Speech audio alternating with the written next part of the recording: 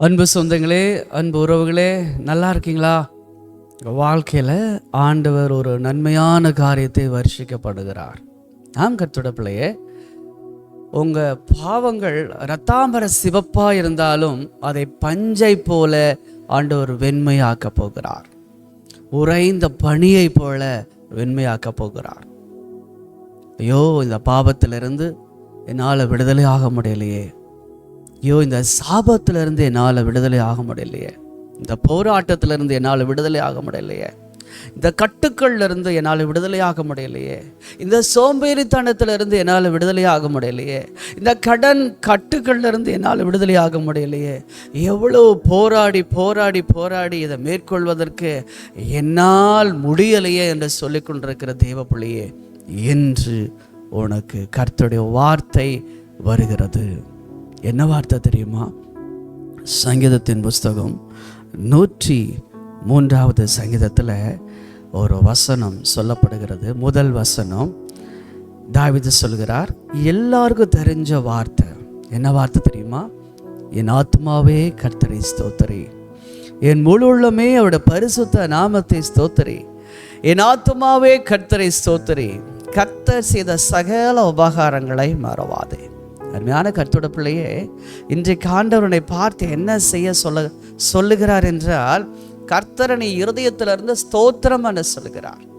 நீ ஸ்தோத்திரம் பண்ணு. ஆண்டவரே, நீர் கொடுத்த இந்த பாதைக்காக உமக்கு நன்றி செலுத்துறோம்ப்பா. நீர் எனக்காக இரத்தத்தை சிந்திருக்கிறீர், அதற்காக உமக்கு ஸ்தோத்திரம். சிலுவையிலே என்னுடைய பாவங்களுக்காக, என்னுடைய அக்கிரமங்களுக்காக, என்னுடைய மீறுதலுக்காக, என்னுடைய வியாதிக்காக, என்னுடைய கட்டுகளுக்காக நீ ரத்தத்தை சிந்தி இருக்கிறீர் என்று நான் விசுவாசிக்கிறேன். உமை ஸ்தோத்தரிக்கிறோம்ப்பா. நீ சிலுவையில சர்பத்தை ஜெயிச்சுட்டீங்க, சாபத்தை ஜெயித்து விட்டீங்க, மரணத்தை ஜெயமாய் விழுங்கி விட்டீங்க, ஒரு நித்திய வாழ்க்கைக்குள் என்னை கொண்டு வந்து விட்டீங்க. மரணம் என்னை ஆளுகை செய்ய முடியாது. ஜீவனுள்ள தேவனுடைய குமாரனாகிய கிறிஸ்து உம்முடைய பிள்ளைகள் நாங்கள் என்று சொல்லி ஸ்தோத்திரம் பண்ண அவ்வளோ பெரிய நம்பிக்கையை கொண்டிருக்கிறார் தாவீது. என் ஆத்மாவே நீ அவரை ஸ்தோத்திரி. அவர் செய்த சகல உபகாரங்கள் அவர் செஞ்சிருக்கார் தெரியுமா? உன் வாழ்க்கையில செஞ்சிருக்கிற சகல உபகாரத்தை நினைச்சு நினைச்சு ஸ்தோத்திரம் பண்ண. யோபு தனக்கு உண்டான சகல காரியத்தையும் இழந்துட்டாரு. ஆமா கர்த்தருடைய பிள்ளையே, அவருடைய மனைவி சொல்றாப்புல, தேவனை தூசித்த ஜீவனை விட தேவனிடத்திலிருந்து நன்மை பெற்ற நாம் தீமையை அனுபவிக்காமல் இருக்கிறது எப்படி?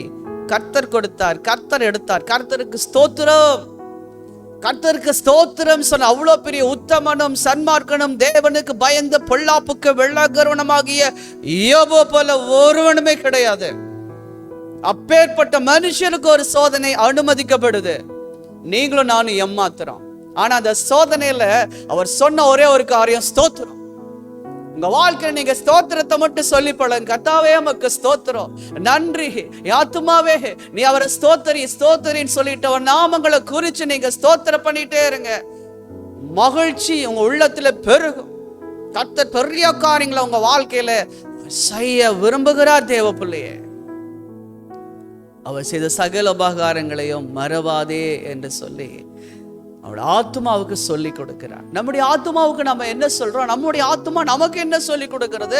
நம்முடைய சிந்தை நமக்கு என்ன சொல்லி கொடுக்கிறது? முடியாது, இன்னும் வாழ்க்கை இப்படித்தான் இருக்கும், கடன்லையே தான் விழுவ, பிரச்சனையிலேயே தான் விழுவ, உன்னால் எழும்ப முடியாது.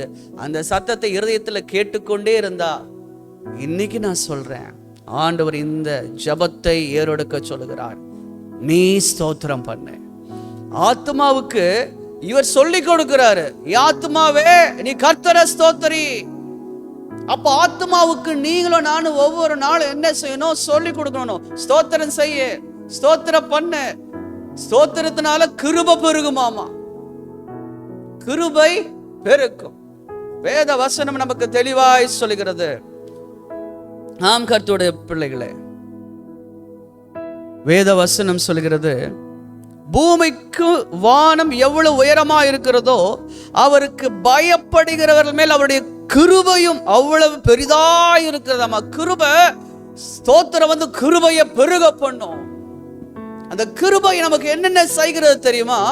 அவர் உன் அக்கிரமங்களை எல்லாம் மன்னித்து, உன் நோய்களை எல்லாம் குணமாக்கி, உன் பிராணனையை அழிவுக்கு விலக்கி மீட்டு, உன்னை கிருபையினாலும் இரக்கத்தினாலும் முடிசூட்டி, நன்மையினால் உன் வாயை திருப்தியாக்குறார். கழுவுக்கு சமானமாய் உன் வயது திரும்ப வாழ வயதை போலாகிறது.